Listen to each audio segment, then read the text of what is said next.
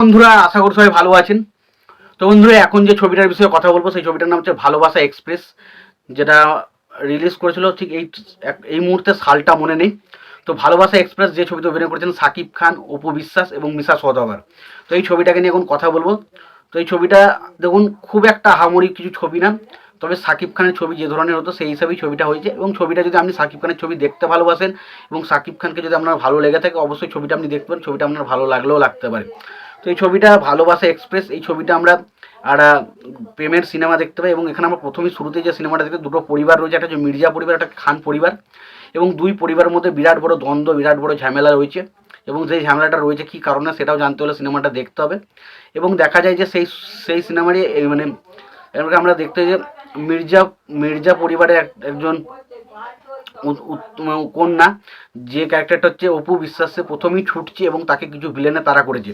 তাড়া করার পাশে ছুটতে ছুটতে একটা জায়গায় যায় এবং সেখানে গিয়ে সে পড়ে যায়। এবং তারপর সেখানে একটা জায়গায় রক্ত দিয়ে তার একটা চিঠি লেখে এবং সেখানে সেই চিঠিটা সমুদ্রে ভাসিয়ে দেয় এবং সেই চিঠিটা পায় একটা মেয়ে।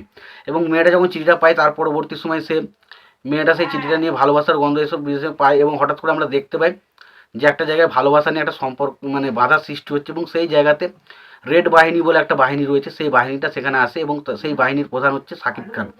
এবং সে সেই ভালোবাসার মানুষদের বিরুদ্ধে যারা করেছে তাদের বিরুদ্ধে অ্যাকশন করে। এবং তারপর পরবর্তী সময় আমরা দেখতে পাই যে যার সাথে ভালোবাসার সম্পর্ক নিয়ে ঝামেলাটা হচ্ছে, সেই সময় সাকিব খানের অ্যাকশন দেখে সেই মেয়েটা তাকে ভালোবেসে ফেলে। এবং পরবর্তী সময় দেখা যায় সাকিব খানের বাড়িতে সে যায় এবং তারপর তাকে সে ভালোবাসার কথাটা বলে।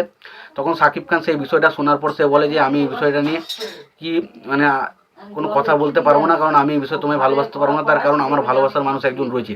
তখন আমরা জানতে পারি যে সাকিব খান অপু বিশ্বাসের সাথে তার একটা সম্পর্ক ছিল ছোটোবেলা, মানে তাই প্রথম থেকেই তার একটা ভালোবাসার জন্ম হয়েছিল এবং তারপর আস্তে আস্তে ভালোবাসার সম্পর্ক তৈরি হয়। বাট যখনই তাদের ভালোবাসার সম্পর্কের কথাটা সে বলে, সেই সময় মেয়েটাকে সে আর খুঁজে পায় না। এবং পরবর্তী সময় সাকিব খানের যে মেয়েটা যার সাথে সে ভালোবাসার কথা বলতে গেছিলো, মেয়েটা সাকিব খানকে, সে ওই মেয়েটার সাথে সাকিব খানকে দেখা করে এবং পরবর্তী সময় তাদের মধ্যে আবার মিলন হয়। এবং পরবর্তী সময় তাদের এই যখনই ভালোবাসার কথাটা তাদের দুটো পরিবার জানতে পারে, তাদের মধ্যে একটা বিরাট সমস্যার সৃষ্টি হয়। এবং আমরা দেখতে পাই দুই পরিবারের মধ্যে একটা তীব্র ঝামেলার সৃষ্টি হতে থাকে। এবং শেষ পর্যন্ত আমরা দেখতে পাই যে মির্জা, অর্থাৎ মির্জা পরিবারের যে প্রধান, তারা কিন্তু খান পরিবারের কিছু মানুষজনকে মেরে ফেলে। সেটাতে প্রচণ্ড ক্ষিপ্ত সাকিব খানও কিন্তু মির্জা পরিবারের কিছু মানুষকে মেরে দেয়। এই হচ্ছে সিনেমার বিষয়বস্তু। এবং শেষ পর্যন্ত নায়িকার সাথে তার মিল হয়। এটা হচ্ছে সিনেমার বিষয়বস্তু। এর থেকে বেশি কিছু জানতে গেলে সিনেমাটা দেখতে হবে। এবার দেখুন, সিনেমাটার মধ্যে অপু বিশ্বাস এবং সাকিব খানের মধ্যে বরাবরই কেমিস্ট্রিটা দেখতে ভালো লাগে। ছবির গানগুলো ওভারঅল ঠিকঠাক ছিল। ছবির মধ্যে কমেডি পোর্শন অতিরিক্ত রাখা হয়েছে। সেই কমেডিগুলো কিন্তু আমার কাছে কিন্তু খুব একটা বেশি ওয়ার্ক করেনি। কিছু কিছু জায়গায় ওয়ার্ক করেছে, কিছু কিছু জায়গায় আবার ওয়ার্কও করেনি। ইমোশনাল পয়েন্টগুলো যেগুলো রাখা হয়েছে সেগুলো কতটা ইফেক্টফুল আমার কাছে জানি না, বাট আমার কাছে কিন্তু খুব একটা আহামরি কিছু লাগেনি। তো ওভারঅল সিনেমাটা একটা ওকে সিনেমা।